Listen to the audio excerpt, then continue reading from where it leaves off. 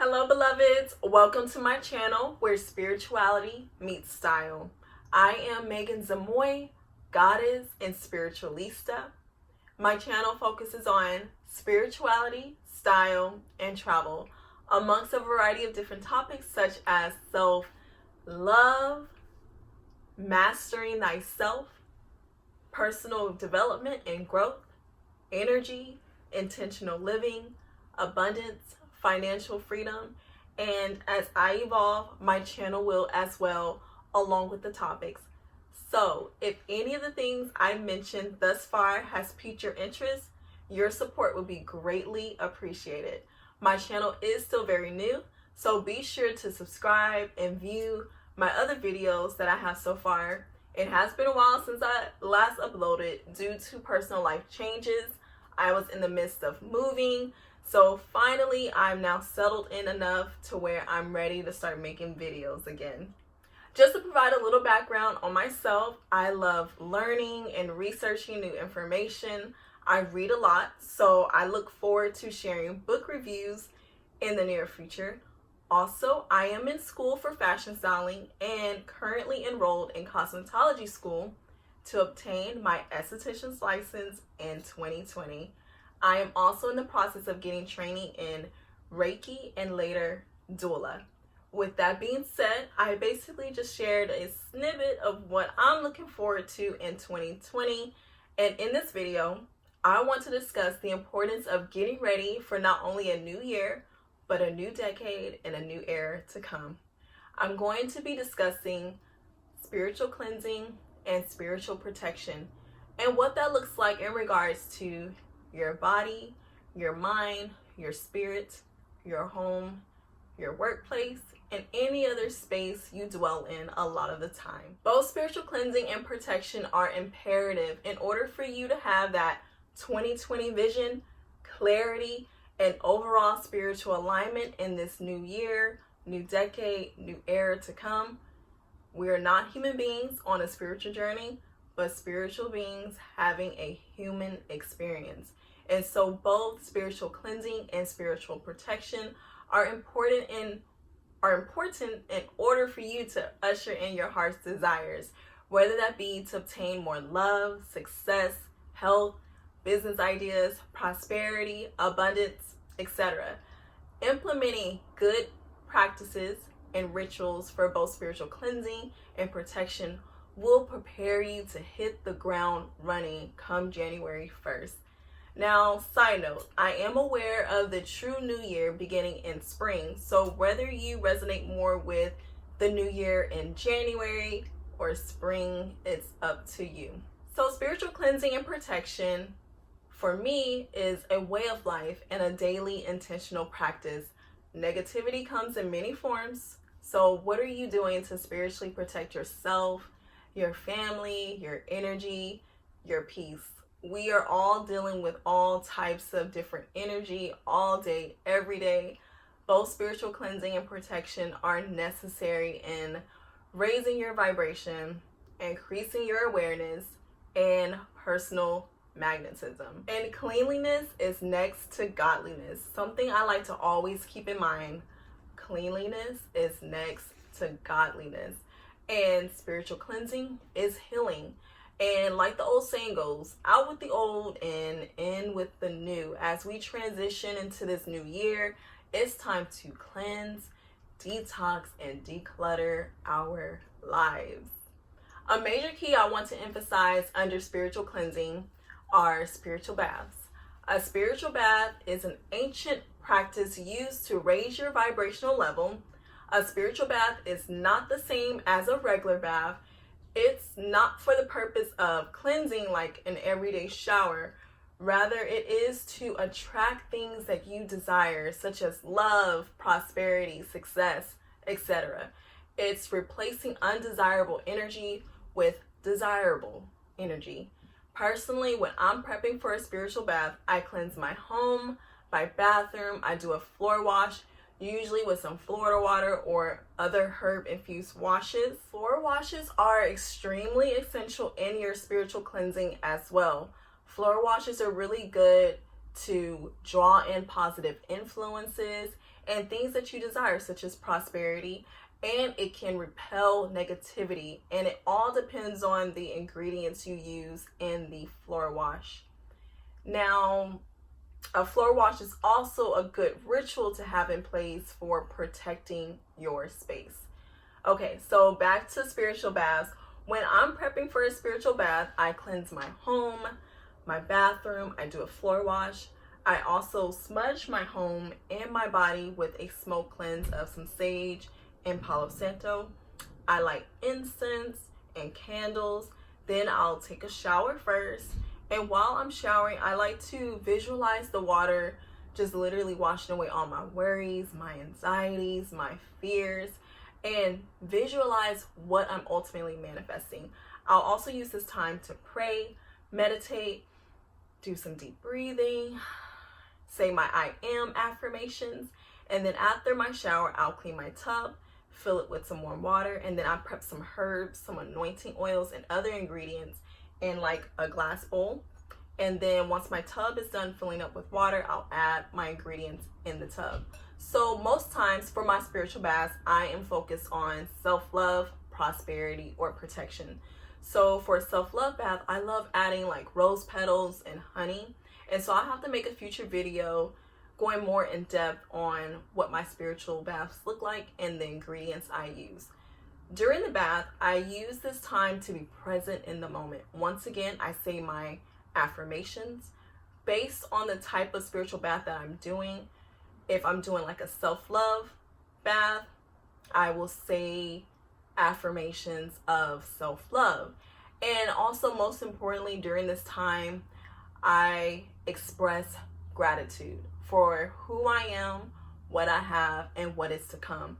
Because having an attitude of gratitude brings altitude. Having an attitude of gratitude brings altitude. So that's just a glimpse into how I do my spiritual baths. Another space I spend a lot of time in is my car. Between working multiple jobs, going to different events, traveling, I set the intention to keep my car clean and keep certain essentials in my car. I pretty much have a little botanica, a little altar in my car, which basically just serves as like my protective armor. So in my car, I carry some protection crystals, some Florida water, which is really good for purification, cleansing, and anointing. I also like to carry some Hoyt's cologne, which is really good for drawing in positive energy and prosperity. I also keep sage and Palo Santo, which is really good for just cleansing. I like to have my windows up, do a little smoke cleanse, let that circulate throughout my car, and then let my windows down, just release the smoke. I also carry some cascarilla, which is really good for protection, purification, and cleansing. Cascarilla is basically just dried, crushed eggshells. And I carry a cinnamon broom. Now, cinnamon, the spice, is really good for protection and ushering that prosperity. So I carry a big one that I leave in the back of my car on the dashboard. And then I carry this one on my rear mirror, which also serves as like a little air freshener, which is nice. So all the items I mentioned so far can be found online or at your local botanica. Also, I make my own protection spray, which has a few different ingredients. I use this basically just to cleanse and just like reset my vibe. I carry all these items in my car for the purpose of protection and prosperity, because I believe that I am divinely protected and prosperity follows me. So also, with that being said, keeping your car clean is a must.